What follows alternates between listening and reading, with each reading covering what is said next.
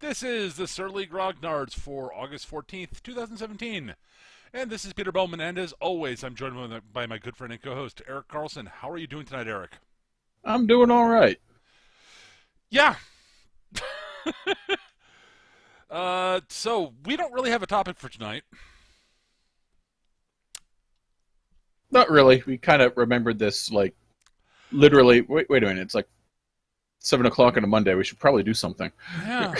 Yeah, and now it's 8 o'clock when we finally started the show. Yeah, Um, yeah.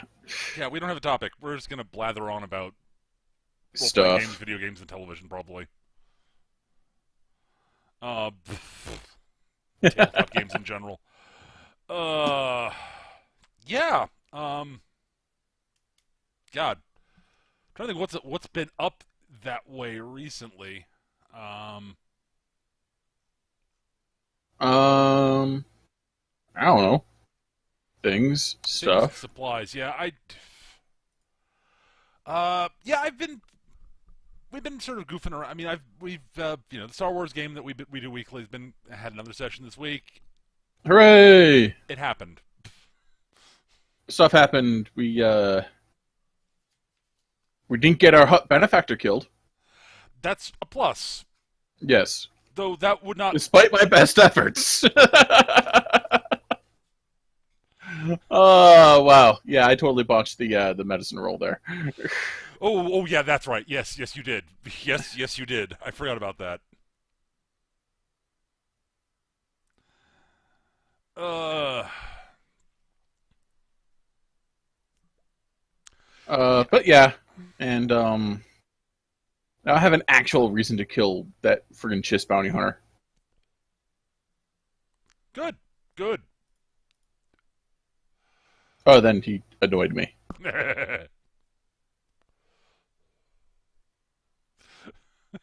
But yeah, I mean, my Shadowrun game starts up tomorrow. It starts back up again tomorrow, so hooray! Huzzah! We were on a bit of a hiatus because, well, shit was happening. So Yeah, it's totally just like understandable. I can't make this Tuesday. I can't make next Tuesday. I can't make the Tuesday after that, and so on for like a month and a half. I see. That has happened more than a few times in my Thursday night game. Right, Yeah, like we're not meeting this week because one of us is, I think, at Gen Con, right.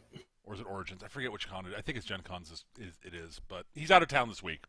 Yeah, Um, I think it was this the week before last was one of us was at Comic Con, and the other one had just gotten back from California for other reasons and was jet lagged and didn't want to have to deal. Totally understandable. Yeah, and one of the other people in my Thursday group is looking into getting a new car. Right, And Thursday is one of the days that he thinks he might actually have time to actually go to the dealership. right. So yeah. So we figured, make it simpler. Mm. Just punt. So yeah, yeah. So my Thursday game's not happening this week, which is weirdly, despite the fact that we've actually gotten together the past few weeks, we haven't actually done the Thursday game due to Right. we've been a little bit short on people have been busy and such, which is fine.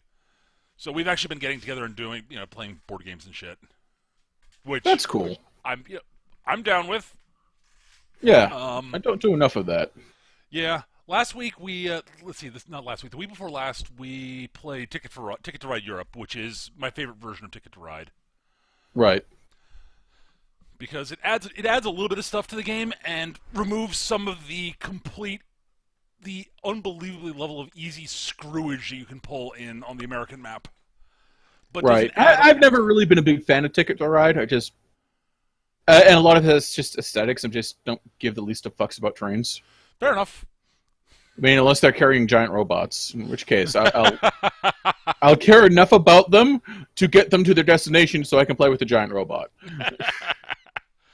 Yeah, I adore Ticket to Ride Europe, and I won again. Cool. It's one of the games I'm sort of like, especially the Europe map. I'm actually surprisingly decent at, despite the fact that I've never really sat down and tried to work out optimal strategies for it. Right, right. I'm just like, I sort of understand. I sort of zen with how the game works. Uh, it's what, but yeah, it was a lot of fun as usual. And then last week we just played we played two card games. One's called Red 7, which is this cute little sort of. It's a game where basically you've got a bunch of cards of different colors, and the default rule of who wins the game can change basically after every player's turn. Basically, Oh, kind of like Flux, how the rules will just change. kind of, but much better thought out. Okay. Basically, there are a number of cards in the deck equal to there's sort of each. There's cards in the deck are arranged by number and color, and there's 7 colors in the deck, one for each hue in the rainbow, effectively. So you've got Okay. red, orange, yellow, green, blue, indigo, violet. And then so there are 49 cards in the deck because and then each color has 7 cards in it, 1 to 7. And the starting default rules, each color has a rule. I forget all of them. The default starting rule is red, starts at red, which is highest card wins. Okay. And so basically every player is dealt a hand of some number of cards. I forget the exact number to start with. And then one card face up, which is your starting card. What card you have in play, and basically, your cards in front of you are what determine if you're currently winning. And if your turn ends with you not being not quote winning, you're knocked out of the game and you lose. And on your turn, you can either play a card directly into your palette in front of you, or you can play one or you can play one to change the rules, or both. You can do both also. And each color has a different rule. Red is, and also, so red is highest color wins, highest number card wins. I forget what each one is. Like there's one that's most consecutive cards wins. One is most of the same number wins. Most of one color wins. Most even cards wins. Most cards below 4 wins. And I think I'm forgetting one.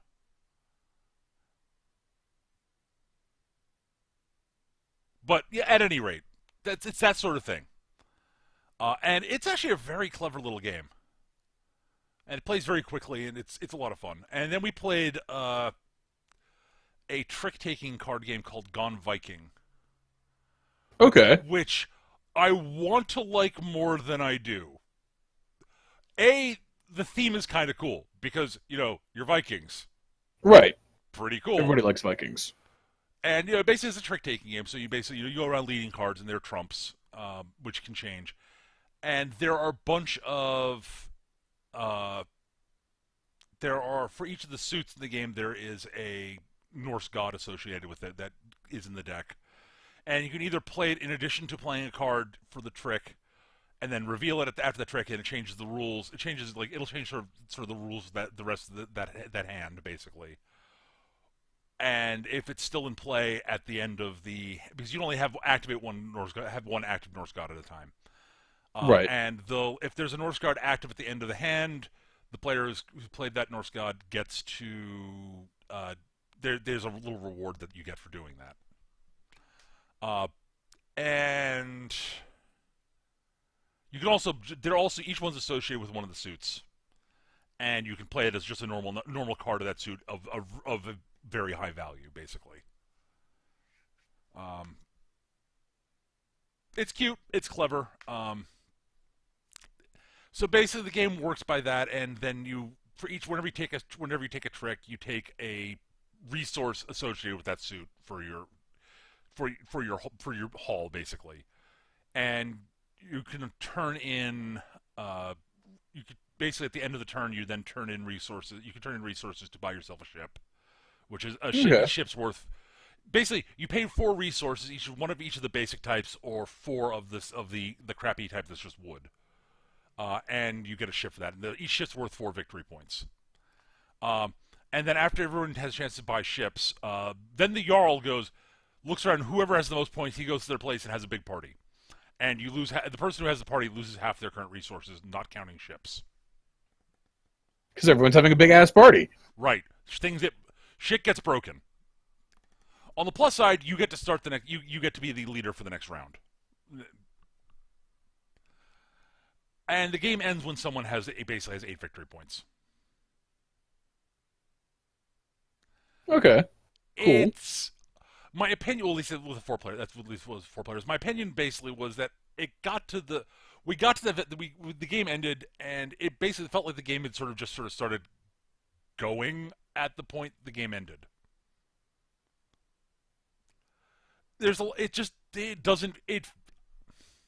My problem with it, and like a lot of sort of the more modern trick-taking games that add, like, basically it's, yes, we've taken a trick-taking game like Bridge or Hearts or Rummy or Gin Rummy or something like that, and have added all this extra bells and whistles to it, which, honestly, feel completely unnecessary to me.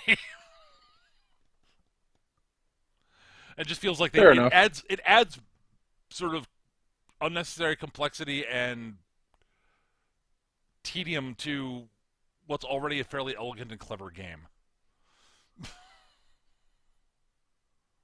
I don't know.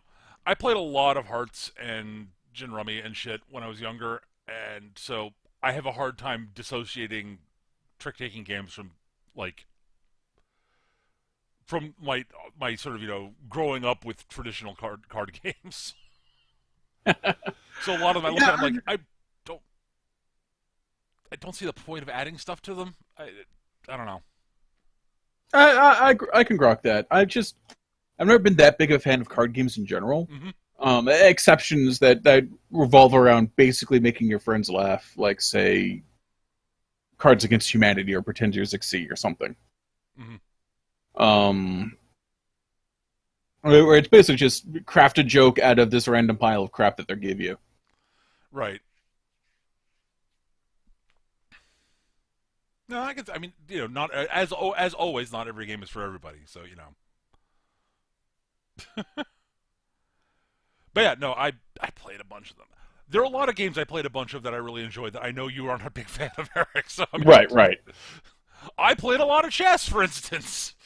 I actually do enjoy chess. The thing is, I Oh, fair enough. I enjoy chess, but I really enjoy having the random element in there, that is usually covered by dice. So, like, that's how I ended up in well, that's not how I ended up in tabletop wargaming. I ended up in there because I discovered all those little toys I was buying did in fact have a game attached to them. But that I ended up enjoying those games more because they're slightly more visually interesting. There's some awesome looking chess sets out there. Oh, sure. And there's the random element of chance makes for some really interesting upsets, like when a unit of 20 goblins kills a bloodthirster. You're just that shouldn't have happened. It was awesome, but it shouldn't have happened. Yeah, I both love and hate that aspect of tabletop wargaming. Sure, and here's the thing: in my old age, I've started to appreciate the having more certainty in there a lot more. Like it used to be all about just like the silly random weirdness and being able to take advantage and how well you can take advantage of that. But and I still like having the random element in there. Like you can't be certain what's going on, but I still like being reasonably certain of what's going to fucking happen. Yeah, no, that's sort of that like for instance, like when you hear stories about bizarre things that happen in Warhammer Fantasy Battle, for instance, I think my favorite ones are the ones that involve people misunderstand, the story, like the one I told you before about the Corn Lord on a dragon charging into a unit of night goblins and losing the combat, not because the dice screwed him, because he rolled basically average on his attack rolls and wounds. It's just that he did not realize exactly what he was charging into. Mechanically, it's like he looked at it and it's like, okay, goblins. I can totally kill goblins. You do not understand the amount of bonuses those goblins have stacked up. It's so we still have full ranks in standard. We have the Bad Moon Banner, so we double our ranks, double our rank bonus. We have superior ground, and we outnumber you. Wait, what? So we actually win the combat by 1. You make your break check. But what? Oh yeah, or like baiting someone into attacking your gigantic fucking tar pit. Right, Put absolutely. something valuable in there that they're not actually going to be able to kill. Not that I haven't put a Grey Seer on a Screaming Bell in the middle of a bunch of Skaven slaves before. Come get my general! You can't actually get him because he's hiding behind the bell, and now you're fighting a bunch of slaves that aren't going anywhere. Right, and but I prefer the stories like that to the ones where it's like, oh yeah, he charged into this unit of night goblins with clubs, and they rolled really well and killed him. And it's like, Yeah, that's hilarious, and it is. There's no question that's funny. It's hilarious, but that's not as cool as baiting someone into your Right. into your giant immobile tar pit, or like setting up a Rube Goldberg machine that actually goes off. Right, absolutely. But like back to the thing about chess though, chess is weird in that it has literally no random element and is currently in the hands of human players not deterministic. Yes. Because there are so many potential ways the game can go that it literally can't be deterministic. Yes, Go's the same way, and I actually like Go a little bit better than chess. I think if I discovered Go when I discovered chess and played a lot, I probably would like it a lot. I just didn't. I knew Go existed, but I got into chess much earlier. I totally grok that. I think the big problem Go has is you can't have kick-ass carved figures with it. No, it is, and yet it is like the best Go sets are just there's this sort of beautiful, simple, simplistic beauty to them. Yes. Oh God. But yeah, I think Go is a really, really interesting game. It is one of those great, brilliant things of being simultaneously unbelievably easy to teach the mechanics of, and oh my God, you are never going to master this game. Yeah. Fuck. Like if I started playing Go now, I would never go beyond being a complete rank amateur at it at this point. Like I'm too old now. Yeah. Like I said, I'm a rank amateur at both chess and Go. Chess because I haven't played it in ages because, well, it does occasionally have some pretty kick-ass toys involved. They are not giant screaming orcs on war bikes or giant red robot monsters. Yeah, fair enough. No, I totally grok. Like I have not. I mean, I have not played chess in a while either. Just mostly because I don't really have all the people I play chess with, I don't really hang around with that much anymore. And like the last time I played a lot of chess was in college, and I played mostly with people. The people I played chess with in college, I don't like. We live in like literally on different coasts of the country now. Right. I don't get to talk to them very often, so it's like, yeah, I haven't played chess in forever. I love the game. I really do, and I used to be actually pretty good at it. I haven't played in like a decade, so I probably suck now. I mean, I'm discovering that about 40K. It's like, how do speed freaks work again? Right, I'm supposed to. I have the mobility to determine where the fight happens. And hey, look, shiny! Oh, I just fell for my own best trick, baiting someone to doing something stupid.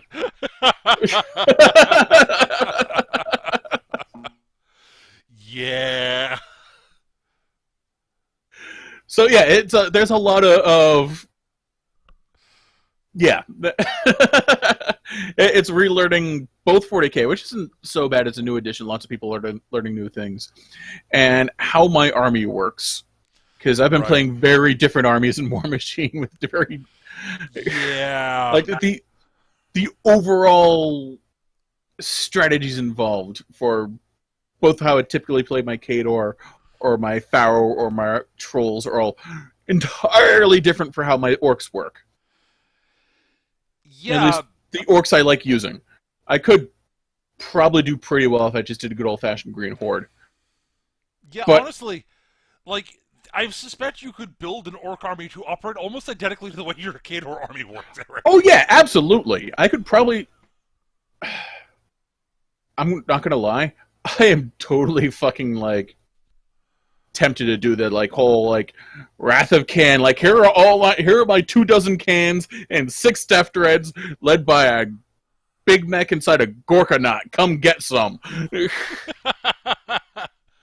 But, yeah, like, But that would involve buying a whole bunch of fucking killer cans of dread. I can sort of almost half envision you actually building an orc war boss to basically as closely sort of represent the way the butcher operates. Oh yeah, yeah. Like, I can totally see that working.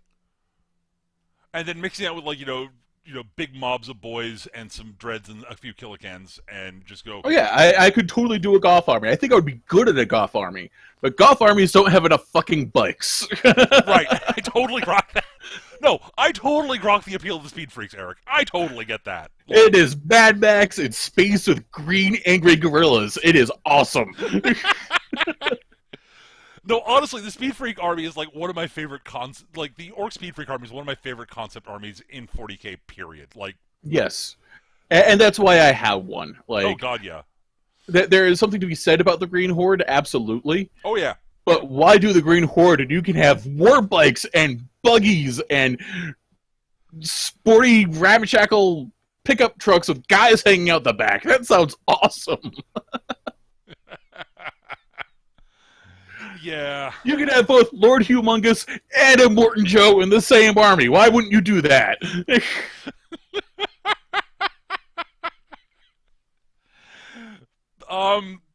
Because you're not playing orcs, because apparently, Because you have no soul, that's why. Yeah. I played Marines. I played vanilla Marines, though, goddammit. Yeah, here's the thing. I can't... Marines are cool, but after easily 20 years of playing 40k off and on, and never turning away from the flavor of the peripheral stuff, like video games or comics or RPGs or what have you. Like, I am just sick of them. Oh, and everyone, and it's... Dude, you managed to make me sick of genetically engineered Shaolin monks in power armor with rocket-propelled machine guns. Mm-hmm. Some of them have skull masks with big, like Roman, centurion rods of office that explode people when you hit them. And somehow you made them boring. Yeah, I confess I got into Marines entirely because I liked the way I liked the way they played mechanically, and I didn't need a ton of models. Yeah, and that's and they're given an amazing army to start on, and they have they have a lot of depth and different options you can do that make them great for an expert also. Like, Marines are great. I'm just bored of them. And they weren't my first army. What was your first army? Imperial Guard, Eric. Yes. Not nearly as well developed as you thought. No. I decided I just didn't enjoy the way they played, and so I went basically to about as opposite of gameplay style as that you could possibly get at the time. Because the Tau didn't exist. Well, actually, right. The Tau aren't totally opposite of the way the Imperial Guard work. The Tau are basically the Imperial Guard that actually do what the Imperial Guard do right and do it well. The Tau are the Imperial Guard unbound by the ridiculous superstition and bureaucracy of the Imperium. Yeah, basically. Which, honestly, the Imperium still... You don't play the Imperium because they're good. You play them because you think, wow, this is fucking ridiculous. I can't believe it. Society functions this way. I'm totally going to dick around with it. It probably wouldn't. Well, it depends on how you define functions, I guess. Yeah. Does not go extinct. Yeah, fair enough. No, it's really interesting. Like, as I've said before, I look at the 40k universe, and I can't take it seriously. Which is fine. It's a perfectly fine universe for Wargame, in all honesty. it's really well set up for that.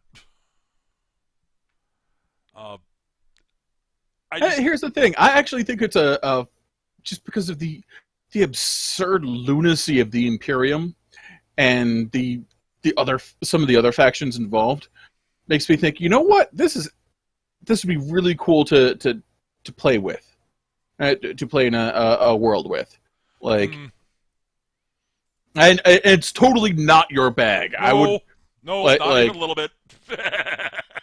I would not invite you to a game set in the 40k universe, even if I really wanted to play, because you would get so frustrated. No, I'd actually probably just end up having to play an orc, Eric, and just hit things. Well, yeah. I mean, that's the answer. Yes! If I had to roleplay it, it's like, fuck it, I'm playing an orc and hitting shit. And if I end up dead, oh well. I'll play another orc and start hitting things. Well, the answer is always play an orc. Orcs are awesome. But yeah, as I said, it's not so much that I think the 40k universe is bad. I just can't take it seriously is my problem. Like, the second I start trying to take it seriously, I get very annoyed with it, is what it boils down to. Here's the thing. The 40k universe is one of those universes that lets you take it exactly as seriously as you want to. Sure. And I appreciate that. Like, you can take it like deadly serious, grim, dark, blah, blah, blah, all you want. But just remember that one of the things you're supposed to be taking super mega serious are space elves cosplaying as budget common rider with chainsaw swords and lasers on their mouths. Yep. That is inherently ridiculous and awesome, and I hate elves. Oh, the Eldar. Oh, the Eldar. Yes. Oh, the fucking Eldar. And that's the thing. You can look at that and think that's ridiculous and dumb, or you can look at that and say, "Hey, cool! It's an entire race that's given themselves near crippling levels of OCD to keep their souls from being eaten by an extra-dimensional monstrosity." Oh yeah, and that's one of the ways they deal with it. One of the ways it manifests. Cool. I've always, it's just.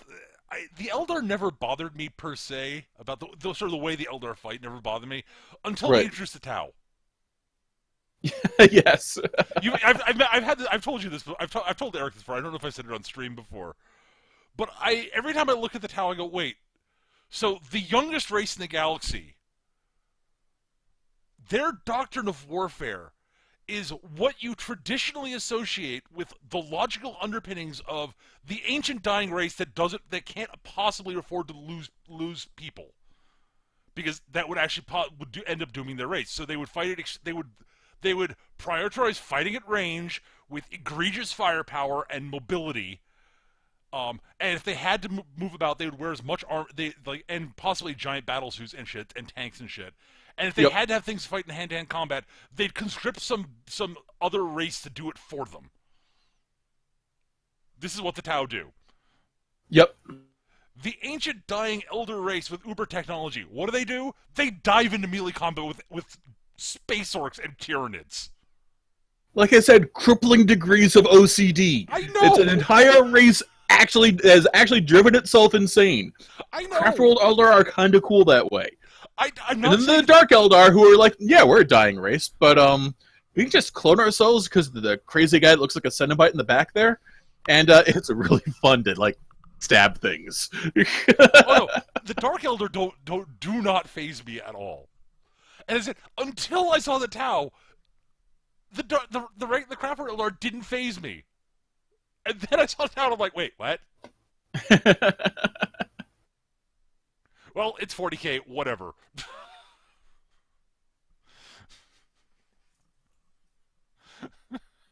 Honestly, again, I don't really have a problem with the Eldar, but I look at that, I just go,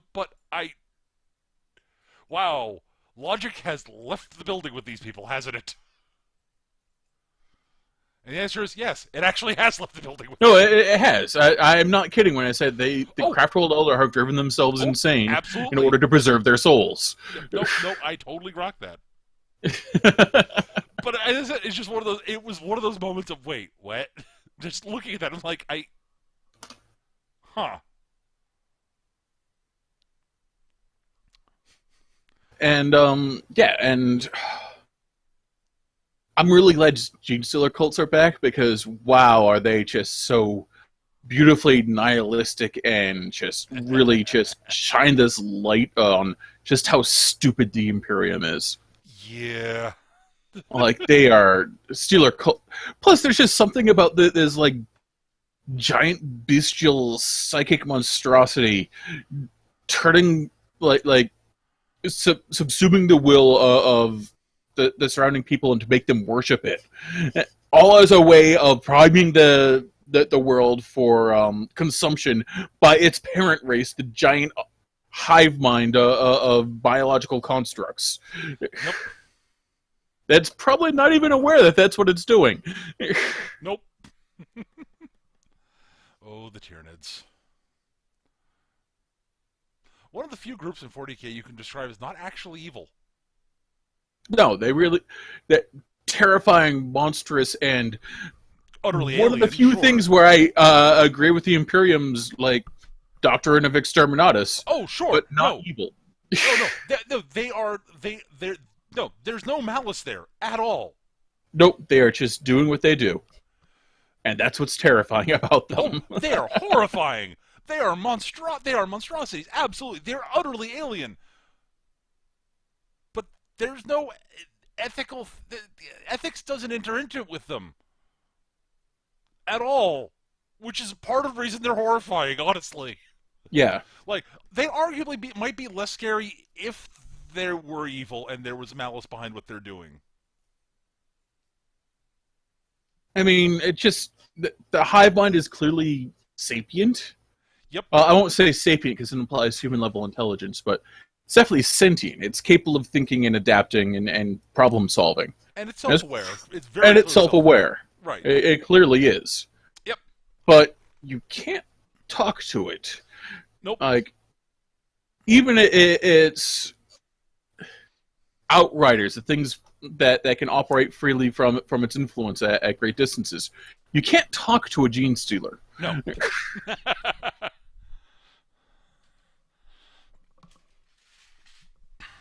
And you can argue the orcs not having a lot of malice in there either, that they really are just playing and doing what they do. Like, playing just you just break so easily, dude. Why? How does that break your arm? Seriously. What are you made of?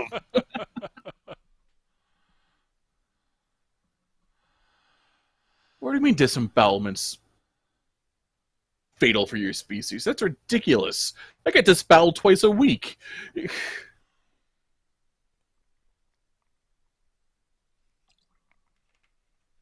And then there's chaos. Yeah, malice. Oh, yeah.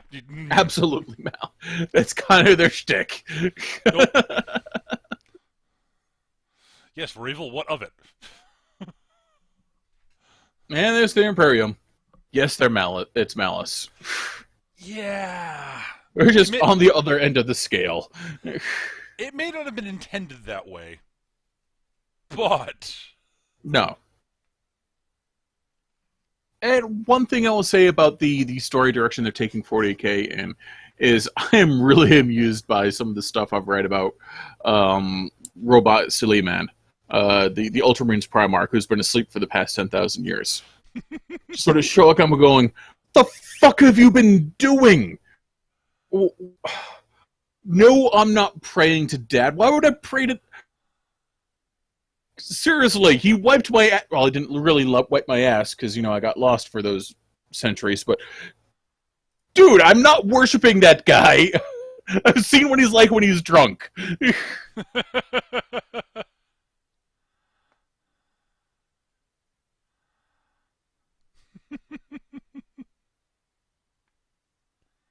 And the whole... Okay, I understand. You guys are... You managed to build your entire society around worshipping Dad. Fine. I'm not going to fuck with that because everything's going to fall apart. Or rather, I am, but very, very slowly. With a plan.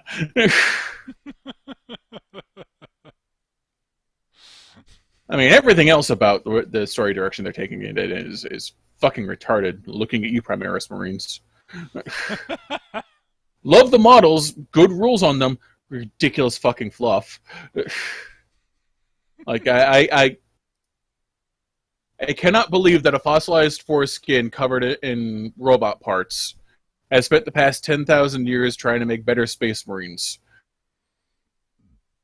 I just can't do it. Sorry. Like, you don't have the resources of... You don't have the resources, dude, nor do you have the... I don't care how old you are, you don't have the genius of the Emperor, who was... If you remember the original Flesh, quite literally a god made flesh. Or at least a composite entity from like 10,000 shamans from prehistory. 40k is weird. The deuce, you say?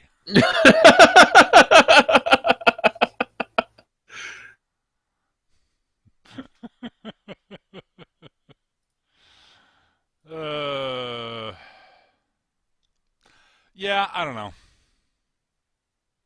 So yeah, I do not believe that fossilized foreskin made better Marines when everyone else has been trying to make better Marines and it's been failing. Including the actual guy I would have bet on it who works for Chaos and, you know, isn't restricted by ridiculous, retarded superstition. Yeah, well, you know. Yeah, I got nothing, man. Absolutely nothing. You know what? If it turns out the Primaris Marines are a result of Bile's research that he rejected because he couldn't get pure enough gene seed, what with chaos corruption and all, I was like, this is a real possibility. This could bear fruit. I can't get gene seed this pure. Even if I take him from a loyalist, it's been 10,000 years of degradation. Can't get it this pure. Oh well. And then I think his name is Belisarius Call or something.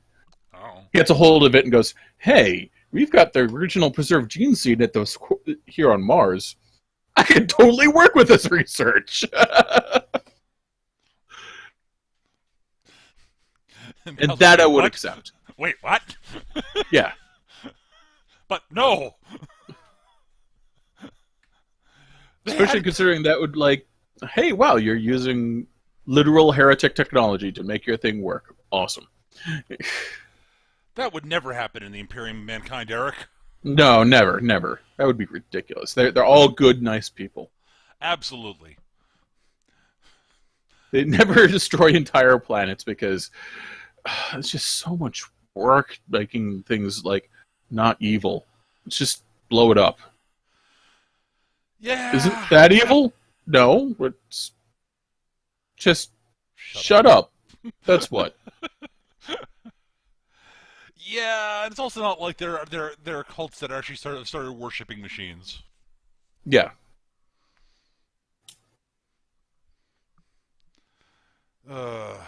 Tech priests. Dear God. Tech priests are so wonderfully bizarre and oh sure. neat. Like that's something else I consider playing in the 40k universe instead of an orc. Is a tech priest. Interesting. Okay. Just because, like the whole like insane relationship with technology that they have, plus you know robot tentacles coming off my back. That's awesome. Yeah. No, they do have that advantage over the equivalent in BattleTech. Yes. BattleTech does have something similar with you know. Yes. The anti yes. Comstar. The Anti-Foundation. They don't even get to have crazy robot-like tentacle things on their back. They're just the opposite of the Foundation. Yeah. My realization of that was one of my favorite sort of moments of, wait, what? Oh my god, that's hilarious. I wonder if that was intentional. You know what? It might have been. FASA's kind of cool that way. Yeah. Oh, it very well might have been. And, you know, Foundation is a fairly important piece of science fiction. But if you're not aware of this, okay, so if you've not read any of Isaac Asimov's Foundation books, go read them. They're really good, and they're short. They're more than a little dated at this point, but that Oh, doesn't mean that sure. they're not. They're still a Yeah. damn good read, though. Yeah. But yeah, basically, the basic premise and foundation is all right. So there is this giant imperium of human imperium. It's run by the galaxy is entirely populated by humans. Huge Yeah. imperium, and there is this, and it's sort of it's ancient and sort of groaning under its own weight, but there is this dude by the name of Harry Seldon, who is a brilliant mathematician and historian and psychologist. Yeah. Uh, and he's sort of come up with this, he's invented this whole new branch of science he calls psychohistory, which is basically combining those three disciplines. And he's come up with a model, and he's looked at it, and he's realized, oh, wow, if my model's correct, and I am 100% certain it's correct, the Empire is doomed, is going to collapse. And so he goes, and he's highly respected, and his models in psychohistory have proven to be very accurate on other things. So he goes to talk to the Emperor, and the Emperor looks at his models, listens to his reasoning, and goes, well, when is this going to happen? Well, not for a long time, but it's going to happen. There's nothing we can do about it. Okay. What'll be the result of the Empire collapsing? A dark age that will basically, with humanity lingering in sort of horrible dark ages for about a millennia or two. Uh-huh. So why are you telling me this? Well, I think I've come up with a plan to basically mitigate the whole dark age thing and to basically bring humanity back from the brink much more quickly. What do I need to do? Give me a planet out in the middle of fucking nowhere and a fair bit of money and the ability to recruit a bunch of scientist types that I want. The bunch of scientist types that I want to recruit, and nothing else. Nope, not a thing. And you're not going to cause panic by telling people this is going on. Nope, that would be stupid. Because again, not happening for at least a couple centuries. Okay, sure, why not? And so Selden basically he creates this. There's a planet out in the middle, out in the vast fringes, on the very edge of known space, basically, where he starts the Foundation, as it's called, which is basically a group of scientists and historians and all people whose their ongoing job is basically after the Imperium falls is to kickstart things back up again to sort of bring humanity out of the Dark Ages more quickly. Right.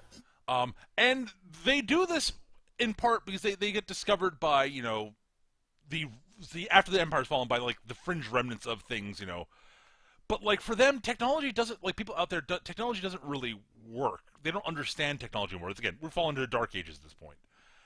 And so a lot of the Foundation's agents disguise themselves as religious figures who can make technology work through prayer. They're not doing that. That's entirely a guise to get them ingratiated with these bandit lords and such. So and give them control over the technology. But they don't believe this shit. They know exactly how technology works. Now, the interesting, amusing thing is in BattleTech, which is set after the big collapse of the big galactic, empire, basically, the Star League. There's a group called Comstar who were basically the phone company. To be fair, phone company is hilariously reductive, but it is reductive. It is completely reductive, but it's funny. Yes. They're the ones who ran the giant hyperpulse generators that allowed for FTL communication. Yeah. They're the reason why you can Actually ask how your mom's doing, on another planet and have it actually get a response in your lifetime. Yes. It allows for, communication at something resembling, modern sort of the post service, basically, postal service. you can get responses in like within a couple of days, no matter where you are in the galaxy. Yeah. If with the hyperpulse generator network working. So the big collapse, Dark Ages happened. People sort of and part of the reason that people have there's been a large loss of people understanding how technology works is a large number of the scientists basically buggered off, saying, "Fuck this Civil War, all these Civil War bullshit. We're leaving." Yep. Along with the big hero who basically Plus all the Civil War stuff. Initially, it started out with people going, "Huh, they're researching new tech that could put us at a disadvantage. Blow up the research facility." Yep. Well, after a decade of doing that, we are all stupid. We've blown up the vast majority of our scientists. Fuck. We should probably stop doing that. Let's get some rules involved here so that we can actually keep running our empires and having our little wars without killing. We should stop blowing up. We should stop using nuclear weapons on each other because that's actually turned out to be a really bad idea. We should stop. We should stop targeting things like hyperpulse generators and ships that are capable of actually traveling at FTL speeds. Ships with hyperdrives, and shipyard and places that actually build jump drives and such. So so that we don't actually just cut ourselves off from everything all eternity and just say, wait, we used to be a galaxy, now we're stuck on this planet. Yeah, we should stop doing that. That was dumb. Yeah, that was dumb. We were really stupid there. We thought we were going to win the war quickly. It turns out that everybody's doing it, no one's going to win this war quickly. Fuck. Right. Okay. But in the meantime, Comstar basically solidified their hold on their facilities on Earth, and basically they just said, do not fuck with Earth, do not fuck with us, or we will interdict you and not allow hyperpulse generators to work in your empire and your subjects of space. And everyone went, oh, okay. Wow, okay, so if we're interdicted, we're fucked. Because everyone else can communicate in quasi-real time, and we can't even remotely... Oh. Then we get invaded and crushed. Yeah, okay, we leave Comstar alone. So, Comstar now has, by the time the fiction... the Battletech universe fiction really starts, they've got their whole sort of, they've got their tech priest types, who are there to, say blessings over their hyperpulse generators to make sure they work properly and all this stuff, and rituals and all this stuff. Yeah, except that unlike the Foundation, they believe this shit. Yeah. Because again, most of the scientists in the galaxy gone. Yeah, a bizarre cult ended up going up around the Comstar's best generator, not generator, engineer. So they're all like, aha, and wait a minute. Guys don't just think he's awesome, you think he's divine? This is weird.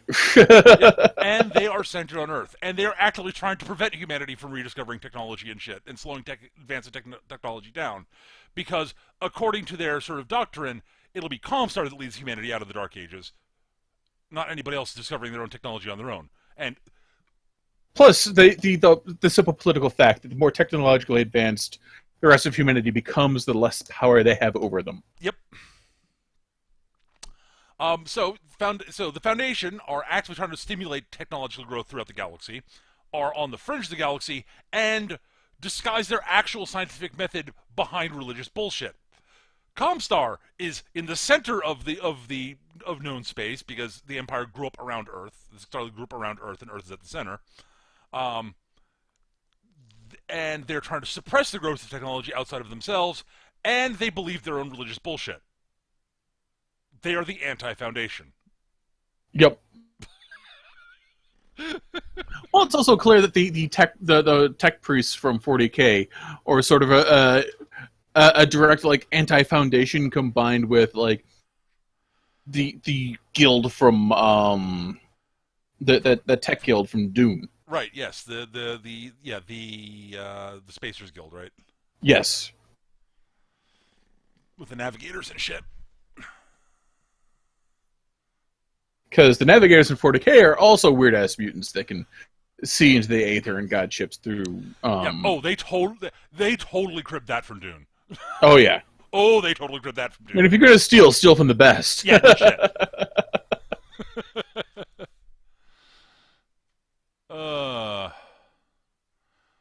But yeah, yeah, I really, there's a lot of little stuff like that in tabletop games that I've always enjoyed. And like, seriously, back to the 40k thing. Yeah, the tech priests are definitely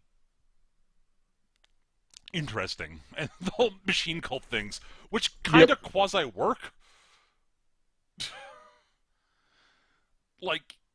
There's the rules for things like machine spirits and vehicles that I seem to remember. I forget.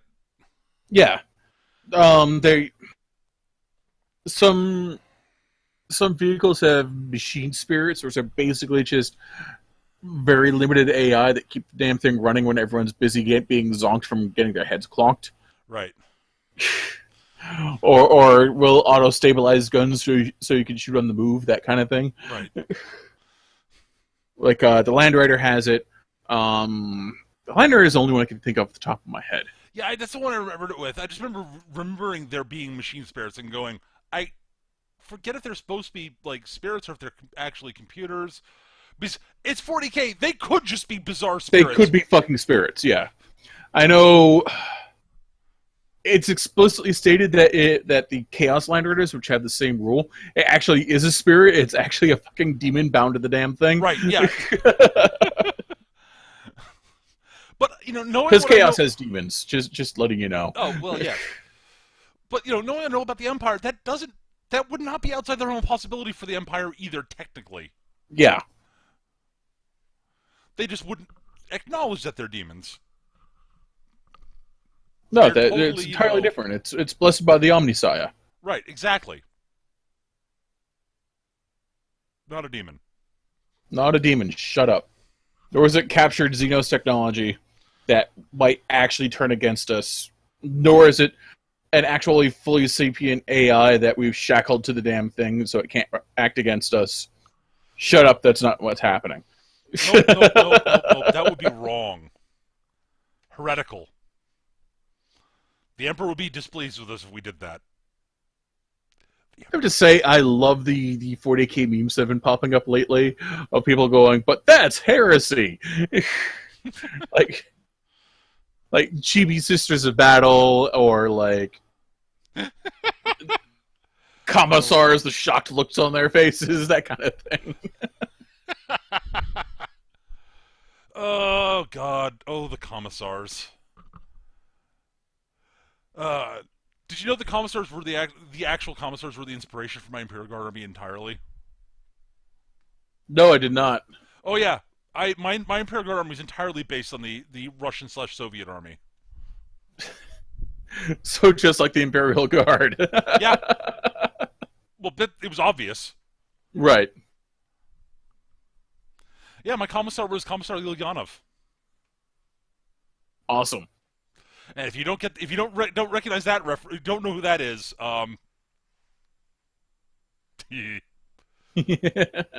Yep, my stormtroopers had blue and white striped shirts.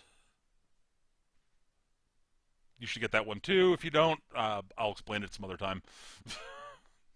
They're Spetsnaz, duh. Yeah, and Ulyanov, Vladimir Ilyich Ulyanov, better known to the world as Lenin. Yeah. Not really the right type for Commissar, but the paint job worked too well, so... Honestly, Stalin would have made a better Commissar. So, I got a confession to make. Yep. Because of poor teaching, the first time I ever encountered the term chaplain or commissar was 40k. Huh. I understand the commissar thing, actually. That chaplain throws me off a little bit. I am not a religious man. Neither am I, but I watched MASH. You know what? I just didn't make the connection because I remember thinking... Okay, fair enough. Like, I watched MASH. I remember the priest. I just remember him being a priest, not a chaplain, not a chaplain. Yeah. So, like, when I saw a Space Marine chaplain, I was like, "Oh, that dude's wearing black armor and has a skull mask. I'm 14. That means he's awesome." And not gonna lie, at 38, he's still awesome. Oh, sure. Chaplains are one of my favorite things in 40K. Yes. But they're extra hilarious when you realize they're chaplains. They're Yes. That's kind of fun, hilarious. Uh. Oh, by the way, Eric, Gav mentioned this, and I think he mentioned in the chat there. They're actually officially bringing Necromunda back. I know. I've seen some of the preview models of the Escher and the Goliath, and yeah, apparently it's going to be an entirely new rule set that cleaves closer to 8th edition than the old Necromunda, which I'm sort of leery about. 8th edition works really well for large scale battles. I'm not sure how well it will scale down. I have no idea. Dude, have you seen those fucking like Goliath gangers? Nope. It's an entire gang of fucking Lord Humongous. Nah. It's great. Like I didn't like the old Goliath gangers. They're a little too steroid leather boy for me. Oh God. But Yeah, wow, they've got a real Mad screamed, Max feel to them now. They screamed, wannabe punk bodybuilders to me. But Yeah. Yeah, we're totally punk rockers. No, you really aren't. Escher struck me as more punk rock. Oh God, they were. Absolutely. Yeah, they were totally punk rock. Absolutely. And I thought they were cool. But dude, you've got crazy religious fanatics with flamethrowers over here. I'm totally doing those guys. Nope. I had several gangs actually in Necromunda. I had an Escher gang. I had a Vansar gang. I just had the Redemptionist gang. I was seriously thinking about the Scabies because who doesn't like horrible mutants, and the Delac because shaved heads and trench coats. I mean, come on, you've met me. Yep. My brother had a Delac gang. I also I can't remember the name of the one. It's the ones the rich kids with the power suits. Oh, the Spires. Yep. I had a Spire gang too. Not gonna lie, one of the first things I thought is I have all these unassembled Skaven models. They'll totally make awesome scabies. Yeah, that would work. That would have worked. They would have stood in well for scabies. Necromunda was a fun game. I enjoyed it. I adored Necromunda. I liked Mordheim better because I had Skaven in it, and I did not occur to me that I could turn Skaven into scabies for Necromunda until now because I missed that ridiculously obvious thing. Yeah, well, yeah. For me, again, I really enjoyed Necromunda more for the way it played and less for its actual and for its overall theme and less for the setting. Right. Because, I'm not the world's biggest 40K setting fan. I mean, if you've been paying attention to us on the show for any period of time, that is abundantly clear.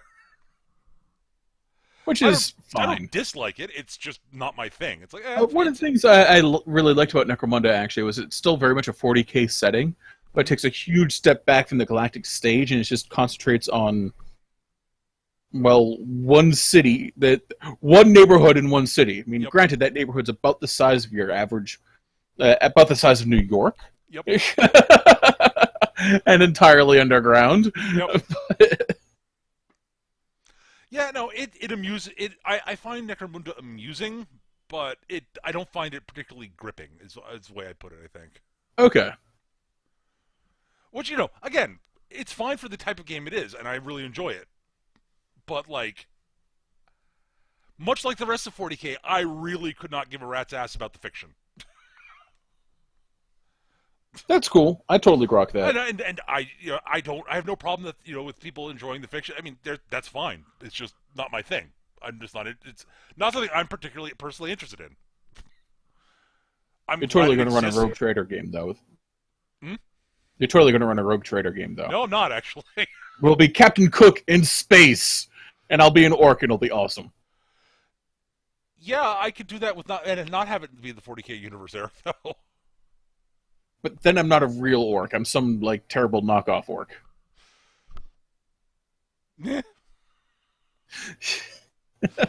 Yeah, but I won't be sitting there wanting to mock the setting constantly. That's the problem. I couldn't do it and not actually mock the setting, Eric, and you know I couldn't. But chainsaw swords, dude, those are clearly an excellent weapon, and not just because they're awesome.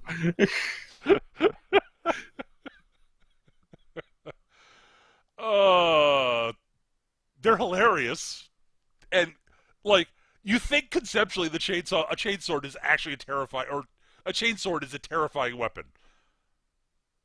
And it would be if it was for the way they actually show them on the models. Yeah. And even then, like I could actually wrap my accept the fact that it's just stylized and they actually do have 2 counter-rotating chains. Until they released this particular Necromunda named character who specifically had a chainsword with 2 counter-rotating chains that made his weapon better. And I said, but wait, that's the only way you can make a chainsword actually work. Otherwise, if you're wearing anything resembling armor, it'll just go zweek and just skitter off. And don't even get me started on chain axes. Chain axe. The chain axe might be the stupidest weapon in 40k, Eric.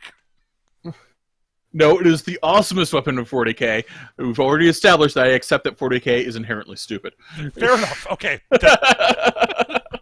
No, don't get me wrong. I think the chain axe, again, really kind of cool looking and from a psychological standpoint, kind of fucking intimidating. But the second you think about it, it's like, wait, what? Wouldn't you just basically better off with just an axe? Yeah, but this doesn't have a chainsaw on it. Come on, man. Yeah, but it would actually work better as a weapon. It's got a or chainsaw. As a tool. It would just be better at everything the chain axe tries to do. I'm going to be perfectly honest. The chain axe only makes sense at all because, if when used by orcs, because then you've got the whole orc like, this is awesome and therefore work awesome. So it will work awesome because that's how orcs work. Yeah, because they literally psychically make their technology work. I'm aware.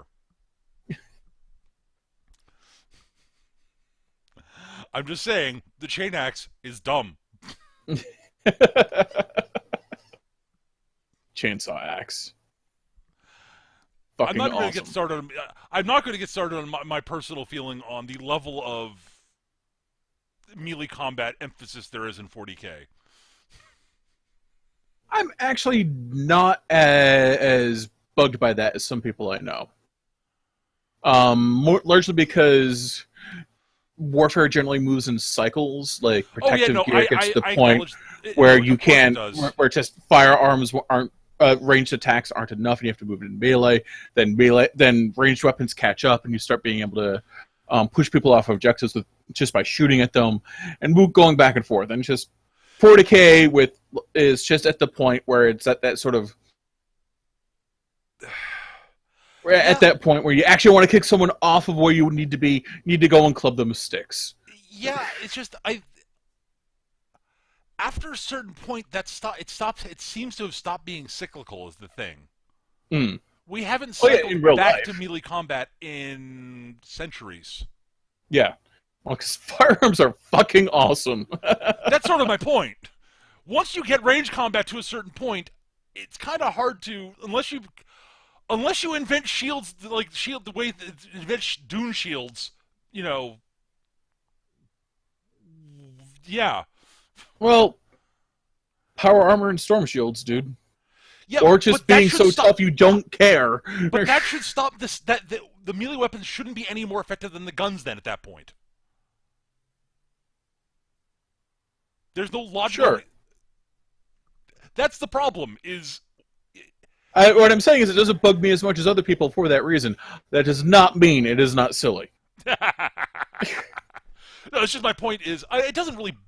Again, like from a gameplay standpoint, I have no real issue with it. Even if I tend to prefer shooting stuff just in general.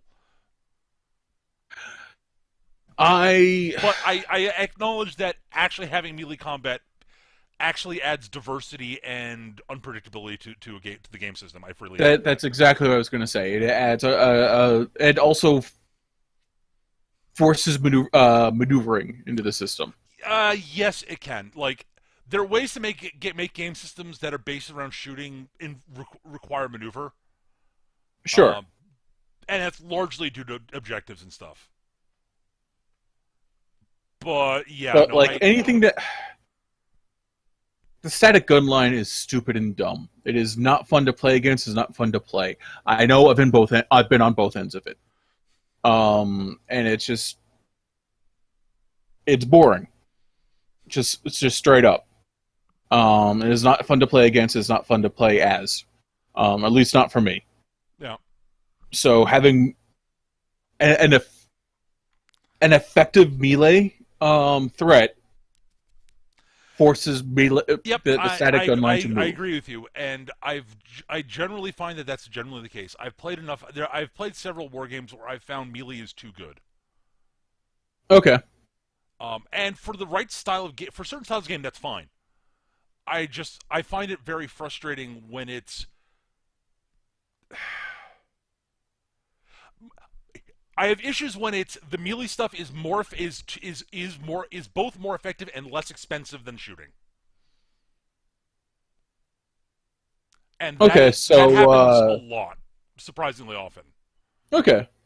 There were several issues in 40K that's the case, where melee units were more effective than shooting and were less expensive than building shooting units. So shooting was completely fucking pointless, so why bother? Yeah, that was pretty much second edition. Yes! And the problem with that was that not only were melee units like more effective and cheaper, melee was such a fucking chore in second edition. Yeah, there are a number of reasons why I actually was ecstatic when third edition came out and really enjoyed it, and then bailed out of my Imperial Guard for Marines. Yes. And now, I will say the second edition melee system works great for skirmish games like Necromunda and whatnot. Tolerably for them, I will say. I still found melee combat remarkably tedious in Necromunda. Okay, fair enough. Yeah, that was my least favorite part of Necromunda. By a noticeable margin. But, Necromunda's had a lot of important objectives that required you to move, so shooting was actually dynamic. Shooting was dynamic, and I'm going to say shooting was more effective than melee in Necromunda. Oh, it was, absolutely. For the most part, absolutely. So because it could be the way a good Necromunda map is made, it is fucking hard to get in a position to charge someone. Abso-fucking-lutely. Nope. Yeah, I agree. But yeah, where was I going? But yeah, I will say I bailed on my Imperial Guard at the beginning of third edition because they still suffered from the problem that they were, unlike Marines, anything that did melee just killed them when they got into melee with them. And they didn't have enough firepower to actually make up for it. This is when it came out. That changed significantly when they actually released the Imperial Guard Codex. Yep. But at launch, the Imperial Guard were not fun. And I really, really, really hated melee at the beginning. I remember being of the opinion that I thought third edition was, while better than second edition, this was not saying much.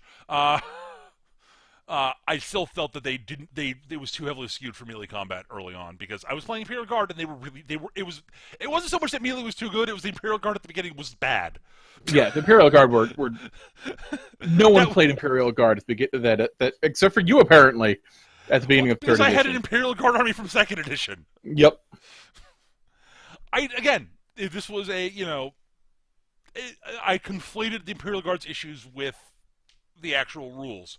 I still think third edition was melee combat was every now and then a little too effective, but then they would release armies that, like the Tau initially were really problematic for melee armies.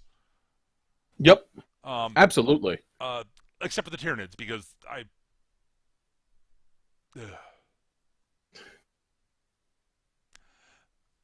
I have issues with the Tyranids in 40k third edition. I've not played 40k since third edition, but I did not think the Tyranids were actually particularly well balanced. That was during one of their periods of being really strong, if I remember correctly. It was. They were very, very good, and I found them completely exasperating and unfun to play against because nothing I did mattered. Okay.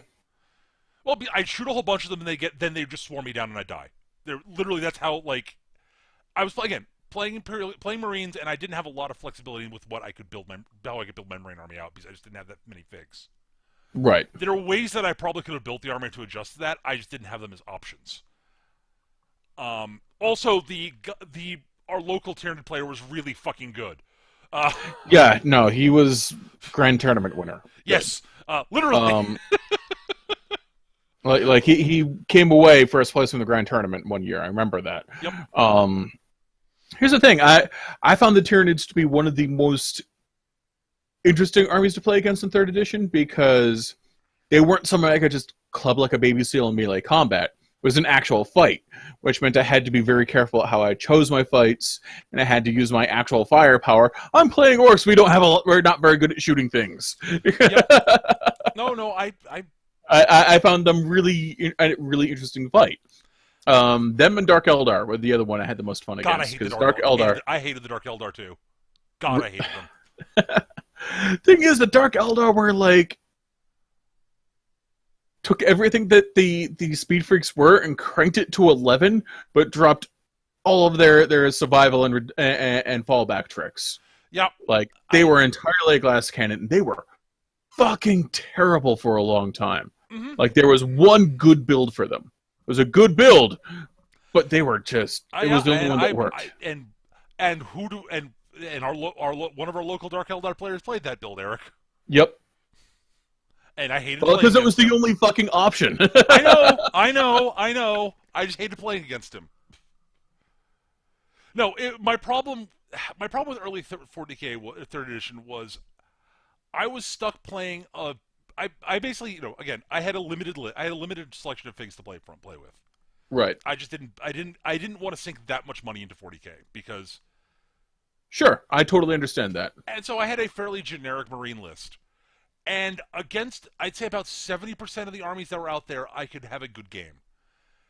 But the fringe case armies just wrecked me and weren't fun to play against. So, like, the Tyranids, I just could not do enough damage quickly enough before they buried me in melee. Right. And the Dark Eldar, specifically our friend Ben's Dark Eldar army, like, I just couldn't I couldn't pin them down long enough to actually break the glass. Right. And and he just was that's because Ben was really good at like, yeah, Ben gave me fits also, but the good kind of fits. Right. And the first couple times I played against him, I really enjoyed it, and then it just became monotonous after a certain point. No fault of Ben's. No, I have no issue with it. Yep. It was a case of, this is a stupid matchup. Why am I doing this? And fuck the Necrons. Fuck the Necrons. Fuck the Necrons. Yeah, the Necrons just, oh Jesus. Oh, and the Black Templars. Screw them. Templars were fun when you actually used their advantage against them. Well, that was hilarious, and I've saw many people do that. This is after I'd largely stopped playing, though. Right. Or the dreaded Rhino Rush Army. I'm sorry, I've completely surrounded your Rhino. It will now explode with your guys inside. They can't get out.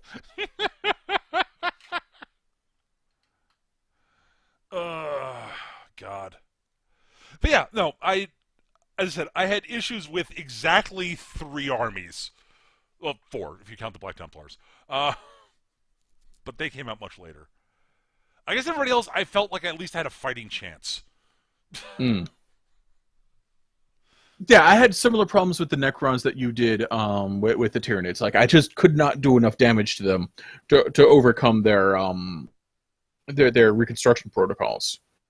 Because and just the recursive ridiculousness when it came to having guys come back, because you could do it on a 4-up, which was a rerollable because you had the Necron Lord with a Resurrection Orb nearby, and then you could reroll it again when you teleported to the fucking monolith, which of course you did because you brought 2 of them. Why wouldn't you? It was armor 14, and everything higher than Strength 8 counted as Strength 8.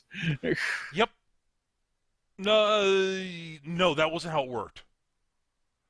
It was its armor couldn't be reduced because almost nothing had better armor, had more better than strength. All the weapons that were effectively better than strength 8, with one exception, reduced the effective armor value of the target.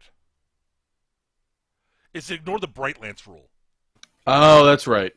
It did not ignore the power 10 railguns that the Tau had. That's true. The Mass Tau, railgun fire did sort of make them very sad. The Tau decided to break the Necrons by using bigger number technology. See, oh, you've got this trick to make it harder for us to be first armor. Well, we'll just shoot a bigger gun. Oh, Gav mentions I haven't complained about the Space Wolves yet. Well, that's because I complained about Space Wolves in 2nd edition, and it just leaked into my existence. The further I get from actually playing against 2nd edition Space Wolves, the more I like Space Wolves. I can accept that. Because they're power-armored space Vikings. I'm still bitter about their Terminators with storm cannons and cyclone missile launchers on each fucking one of them. Yep. Fucking ridiculous. I totally grok that. I remember that too, but the further away I get from that, the more like, dude, they're power-armored space Vikings. Fuck them. They suck. I hate them. Again, it's largely due to the fact that everyone who played them that I knew were complete cheesemongers. Sure. I played them entirely because they were mechanically the best thing they could play, and they could cheese out completely. There's the same reason I still have a deep sort of suspicion of people who play Eldar in general, because that's exactly the same way most Eldar players were in 2nd edition. Well, in all editions, honestly. Well, no, because there have been editions where the Eldar were not good, and there were plenty of people who stuck with the Eldar despite if they weren't good because they actually liked the Eldar. Yep. It was like being Skaven. Early 3rd edition, the Eldar were not actually very good. They weren't bad, but they weren't the complete cheese boys that they were in 2nd edition. Right. Cheese-or the insufferable. Cheese-or the insufferable. It's my Warp Spider Exarch with a power shield and a Bright Lance and Crackshot and fuck you. Here's the thing, because I thought jet bikes were really cool, the Eldar were actually my first 40k army. I totally rock. Jet bikes are cool. And like, jet bikes are cool, and they had this, like, cool Banshee chick with a big power glaive and a buzzsaw, thrown buzzsaw thing, and yeah, that's cool. And they got psychers, and that's cool. The Howling Banshees were cool. Okay, yeah, Howling Banshees are cool. Dire Scorpions are pretty cool too, actually. Yep, Scorpions were Striking Scorpions. Striking Scorpions. The Dire Avengers, that's what it was. Yep. Dire and then Avengers I was like, you know what's even cooler? Mad Max. What's even cooler? Heavy metal kick-ass dudes with sonic guitars that kill you. The Noise Marines. I totally fell for the Noise Marines. Yep. And that was it. And then I was like, holy crap. I can have half-naked crab-clawed... I can summon half-naked crab-clawed crazy ladies? Great! Let's do that, too! And yeah, I just fell hard for the Noise Marines. And then Speed Freaks were a thing, and that's what I fell for. And I've been with them ever since, honestly. Yep. No, I'll be honest, there aren't really any factions in 40k that grab me, per se. I played Space Marines because, they were Space Marines. Like, okay, yeah, I got them. Done. I can paint them to look cool. I actually also really liked when they released the initial Space Marine Codex for 40K with the build your own chapter rules in there. I was like, Yep. oh, this is really clever, and they don't have to release like 8 gajillion splat books for each chapter. And oh no, they're releasing. They're going to do that anyway. Yeah. But the build your own chapter rules allow you to actually build each of these chapters and do their own. No. You're just going to give them special rules on top of this bullshit. Okay.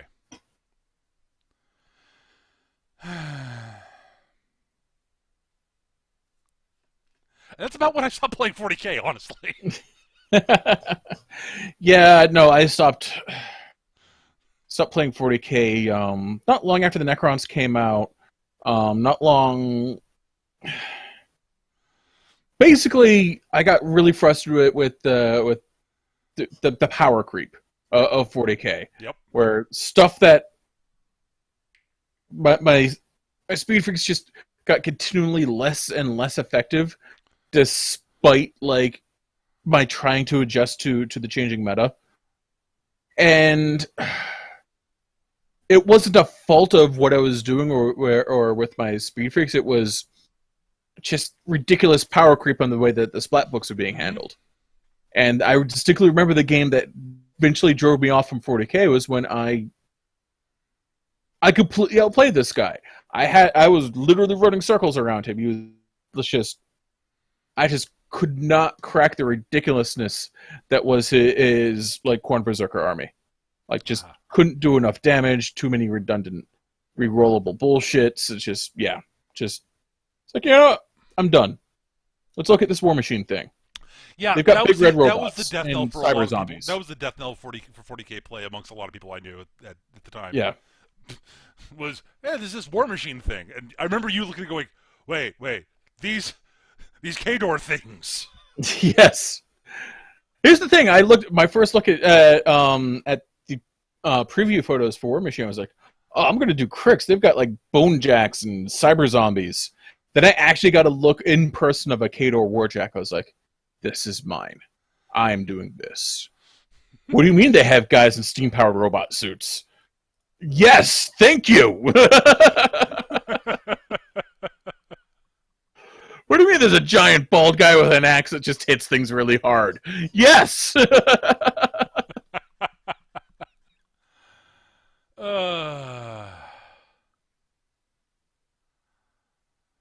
Yeah.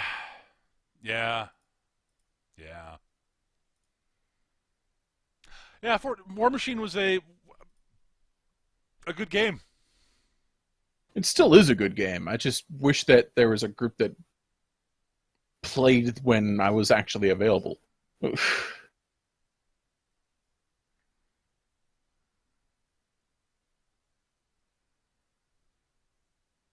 But oh well. I'm enjoying 8th Ed 40K. I am happy to be playing my orcs again. Because frankly, I missed them. I've missed the ridiculousness of my space orcs. Totally fair. All right, we should probably wrap things up. Yeah, I've got laundry that needs to get done. Yeah. All right, thank you everybody for listening. I hope you guys enjoyed the show.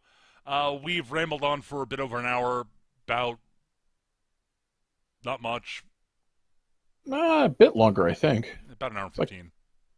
Okay. Round about there. Thank you everybody for watching, listening.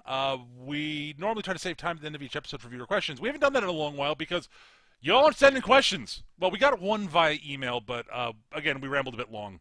This one's on us, but we haven't done it in a while because, like, I've actually forgot this time that I was going to try to save time other than having it in the spiel because, you know, we haven't been getting a lot of questions, honestly. Send us questions. They are awesome. Questions are great.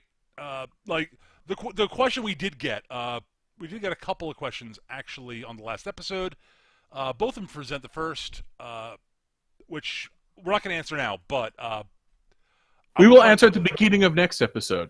Sure, why not? We can do that. Assuming that we remember, I will try to do so. But yeah, thank you. We do try to save time in each episode. If you have questions, do send them to us. You can either email us. Our email address is surlygrognards@yahoo.com, surlygrognards@yahoo.com, or you can leave a comment on the recording on YouTube. The recordings of this show go up on YouTube every week, so go check it out there. Uh, yeah, if you've got feedback for us, ways we can make this show better, constructive criticism, etc., we love getting that shit. So please let us know. And additionally, if you've got show topic suggestions, God, we love show topic suggestions. Please send Show them topic suggestions are awesome. Give them to us. Please send them to us so we don't do another episode of this. I mean, this is fun. We enjoy doing this. I know there are people who enjoy listening to us do this, but we do really like actually having topics. And if you send them to us, we're more likely to actually have a structured episode, which would be kind of nice. Right. And not just us rambling about random bullshit.